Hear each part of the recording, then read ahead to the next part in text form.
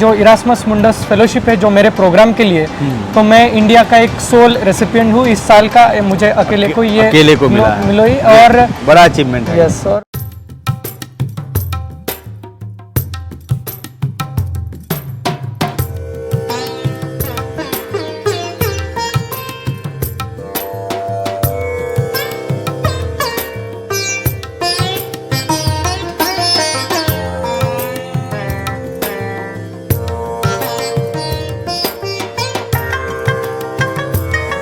दुनिया में आप किसी भी हिस्से में चले जाइए, वहाँ आज के वक्त में अम्बेडकरवादी टकरा ही जाते हैं।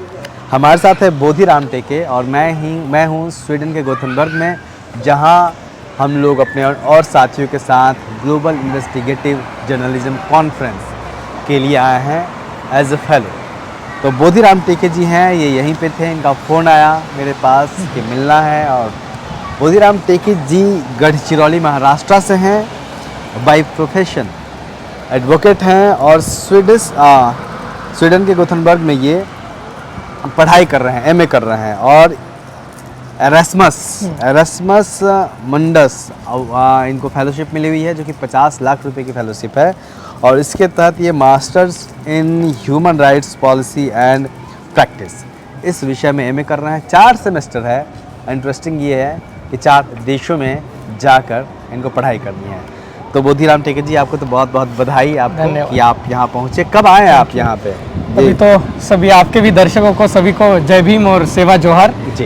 तो अभी मुझे एक हफ्ता ही हुआ है यहाँ पर आकर, पर एक काफ़ी ये फेलोशिप के पीछे भी एक अच्छी इंटरेस्टिंग जर्नी रही है। क्योंकि ये जो कोई आज तो मुझे एक गर्व लगता है कि डॉक्टर बाबा साहेब आम्बेडकर जी के वजह से ही आज हम देश विदेशों में पढ़ पा रहे हैं।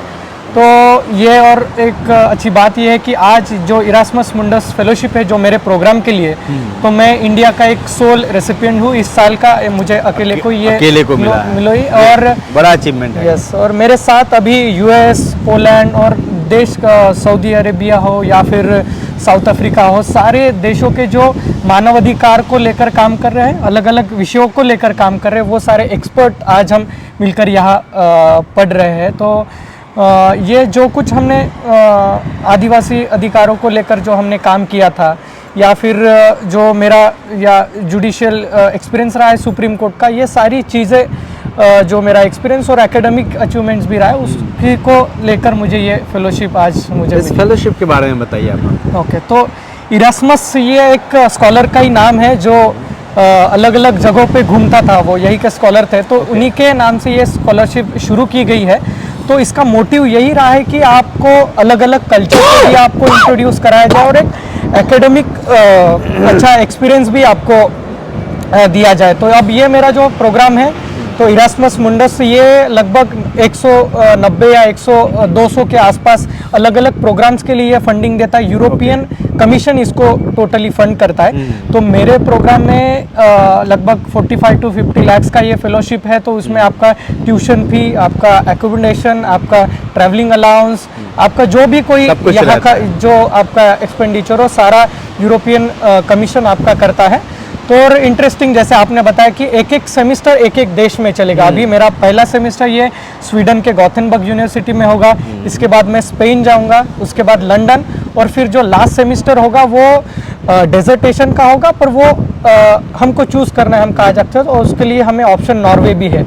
तो मुझे लगता है कि एक यूरोप का कल्चर एक्सप्लोर करने के लिए, अलग अलग स्कॉलर्स से मिलने के लिए, अपना एक नेटवर्किंग बनाने के लिए, एक्सप्लोर करने के लिए मुझे लगता है ये इरास्मस स्कॉलरशिप एक बहुत ही बड़ा प्लेटफॉर्म मेरे लिए रहेगा। गढ़चिरौली भारत का एक बहुत ही पिछड़ा इलाका है, बहुत समस्याएं हैं वहाँ पे, अक्सर हम लोग सुनते हैं, नक्सल इफेक्टेड भी है।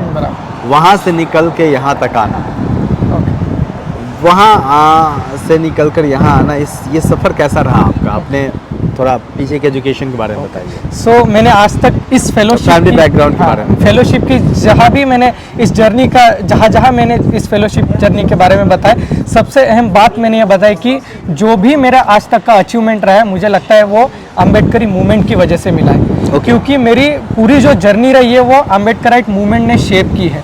जैसे मेरे पिताजी टीचर है, गढ़चिरौली में गवर्नमेंट स्कूल में टीचर है, तो पहले से ही मेरे घर में बचपन से ही एक इस मूवमेंट का एक वातावरण रहा है। कांशीराम जी के मूवमेंट के साथ मेरे पिताजी जुड़े थे, तो लोगों का घर में आना जाना, मेरा भी कैडर्स कैंप्स में बचपन से इन्वॉल्वमेंट, या फिर ये जो कोई इश्यूज़ है उसको लेकर काफ़ी चर्चा घर में होती रहती थी। तो ये जो एक मोटिवेशन था या फिर ये जो मूवमेंट का जो एक बैकग्राउंड था, वो मुझे कहीं तो एक ऐसे सोचने में मजबूर किया कि हमें कोई भी एजुकेशन लेना वो हमारे जो शोषित वंचित समाज है उनके उत्थान के लिए हमें जो भी कोई हमें पढ़ाई करनी है वो करनी है। तो इसीलिए मैंने लॉ का यह सेक्टर में आने के लिए चुना। तो उससे पहले मेरी पढ़ाई जवाहर नवोदय विद्यालय में हुई है, जो सेंट्रल गवर्नमेंट का स्कूल है। तो वो काफ़ी ऐसे देहात में एक घोट नाम का गांव है, वहाँ पर मेरी पढ़ाई हुई है। और जैसे कि आपने गढ़चिरौली का उल्लेख किया है, तो वहाँ पर टीचर भी नहीं आते थे, काफ़ी सारी इंफ्रास्ट्रक्चर प्रॉब्लम भी स्कूल में थी, पर वो नवोदय विद्यालय का भी एक बहुत बड़ा एक अहम भूमिका रही। फिर उसके बाद भी हायर एजुकेशन लेना इम्पोर्टेंट था, तो उस समय मुझे कुछ नहीं पता था, पर लेना है ये तो था। मेरा लॉ में आने का इतना ये पक्का था कि मैंने इंजीनियरिंग हो, मेडिकल हो, किसी के लिए फॉर्म ही नहीं भरे थे। मुझे करना है तो लॉ ही कर बस। तो उस समय एक ऐसी बात हुई थी कि मैं और मेरे पिताजी लॉर्ड बुद्धा टीवी चैनल तब देख रहे थे, तो एक एडवोकेट ने, दिल्ली के एडवोकेट ने कहा था कि जो भी हमारे बच्चे आना चाहते हैं इस फील्ड में, तो वो मुझसे गाइडेंस ले सकते हो। तो हमने कुछ सोचे बगैर हम सीधा ट्रेन लेकर हम दिल्ली पहुंच गए थे। पहली बार दिल्ली गए थे हम।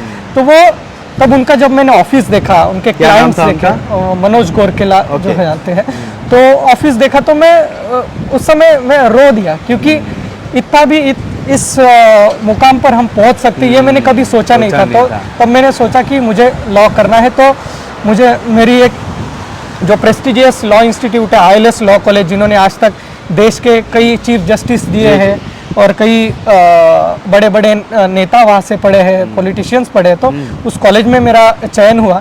तो जब मैं लॉ करने आया था, तो मुझे यही लगा कि जो उद्देश्य लेकर हम लॉ करने आए थे, तो वो मुझे लगता है जब मैं पढ़ रहा हूँ तो उसी के साथ साथ वो काम चलना चाहिए। तो जब मैं पढ़ना शुरू किया, तभी इस मानवाधिकारों को, जो इश्यूज़ को लेकर जो लोग काम करते हैं, एडवोकेट काम करते हैं, तो उनके साथ मैंने काम करना शुरू कर दिया है। क्योंकि मुझे लगता था कि जो भी एजुकेशन है वो हमारे दलित, आदिवासी, पिछड़े लोगों के उत्थान के लिए हमें उसका ये करना है। तो तब मैं काम करना शुरू किया और ऐसे लगा कि कुछ कंस्ट्रक्टिव काम होना चाहिए। तो हमने पात नाम की एक संस्था भी शुरू की।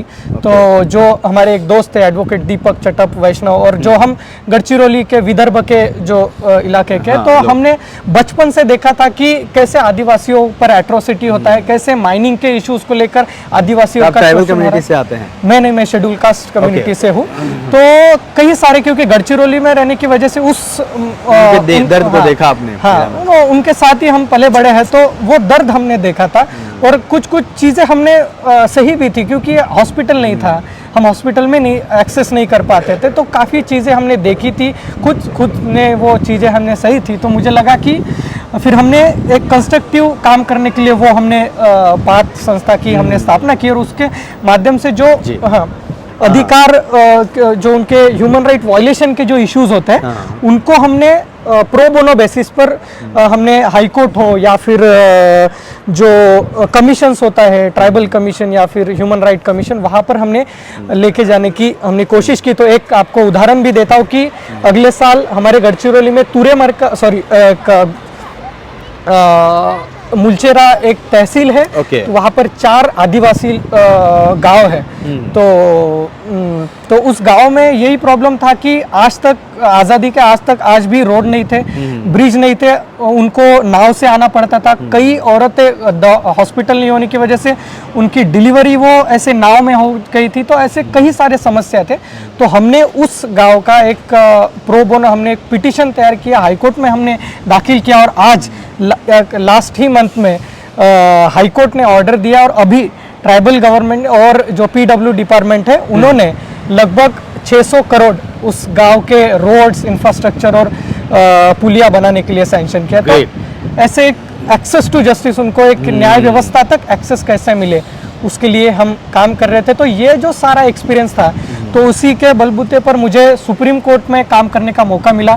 Centre for research and planning करके अभी एक नया सेंटर शुरू हुआ है, तो वो एक रिसर्च और बाकी सारी चीज़ों को लेकर मैं वहाँ पर काम कर रहा था। अनुराग भास्कर हेड कर रहे हैं। यस, वहाँ पर मैं काम कर रहा था और अभी यही सारा एक्सपीरियंस काउंट करके और मेरा जो एकेडमिक जर्नी भी रहा है, तो उसी के इस पर मुझे ये फेलोशिप मिली है और अब मैं यहाँ पढ़ने आया हूँ। तो मुझे लगता है कि और मेरे काम को और एक्सेलरेट करने के लिए और उसको बढ़ाने के लिए मुझे लगता है ये एक्सपीरियंस मेरे लिए काफ़ी अच्छा ओके, आपने कहा एक शब्द इस्तेमाल किया, access to justice. Yes, law एक ऐसा फील्ड है जहाँ पे वो एक्सेस ऑफ जस्टिस के दरवाजे खुलते हैं। Yes, वहाँ yes. आपको एक्सेस मिलता है कि आपको न्याय कैसे मिल सकता है, लेकिन मुझे लगता है कि सबसे कम लोग इसी फील्ड में आते हैं।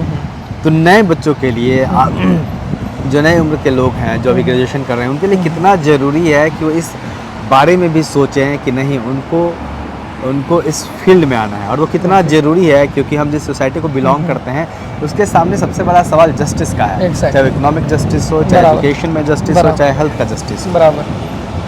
तो मुझे लगता है कि जो शोषित वंचित जो समाज है इस देश का, तो मुझे लगता है उन्होंने जुडिशियरी में, लीगल प्रोफेशन में, पॉलिसी मेकिंग में आना चाहिए।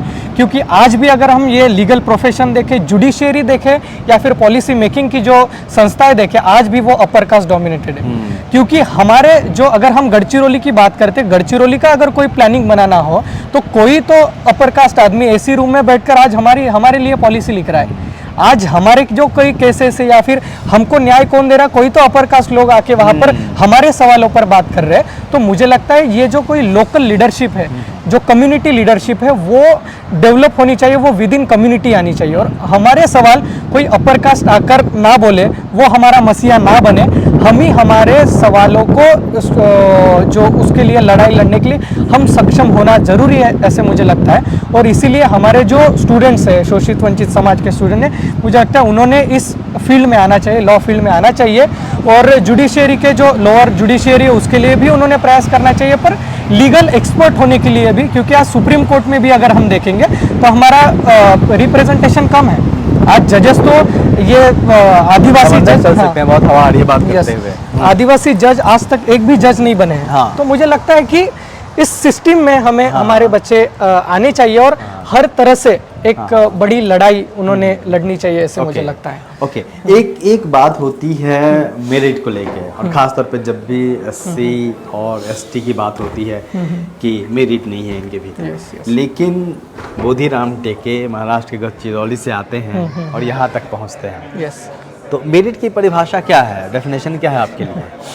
तो देखिए, ये जो मेरिट चिल्लाते हैं ये जो लोग हैं, तो ये मुझे लगता है कि हमारे पर जो शोषण होता है उसको पूरी तरह से नज़रअंदाज कर देते हैं। आज अगर हम जो हमारे आरक्षण पर ये लोग बात उठाते हैं कि ये लोग, हाँ, कोई डिस्टर्ब ना, हाँ प्लीज, कि ये लोग आरक्षण की वजह से यहाँ पर आते हैं, तो एक बहुत बड़ा एक मुद्दा है कि आज हमारे लिए बाबा साहब आम्बेडकर ने आरक्षण का प्रावधान संविधान में किया है, पर आज आरक्षण लेने के लिए भी, वो क्लेम करने के लिए भी आज हमारा संघर्ष है। आज अगर मुझे हायर एजुकेशन इंस्टीट्यूट में पढ़ना है, अगर गढ़चिरौली के एक आदिवासी बच्चे को पढ़ना है, तो वो हायर एजुकेशन इंस्टीट्यूट में, पर उसकी लड़ाई पहले तो गाँव के बाहर निकलने के लिए, उसके गाँव में आज तक रास्ता नहीं है, उसको प्राइमरी एजुकेशन नहीं मिला है, वहाँ तक उसका वो नेटवर्क नहीं बना है वो वहाँ तक जाए। तो मुझे लगता है रिजर्वेशन क्लेम करने के पहले भी हमारी एक बहुत बड़ी लड़ाई है। तो ये सारी लड़ाई, मुझे जो मेरिट करके जो लोग चिल्लाते हैं, तो मुझे लगता है ये सारी चीज़ें वो नज़रअंदाज कर देते हैं, पर हमारा एक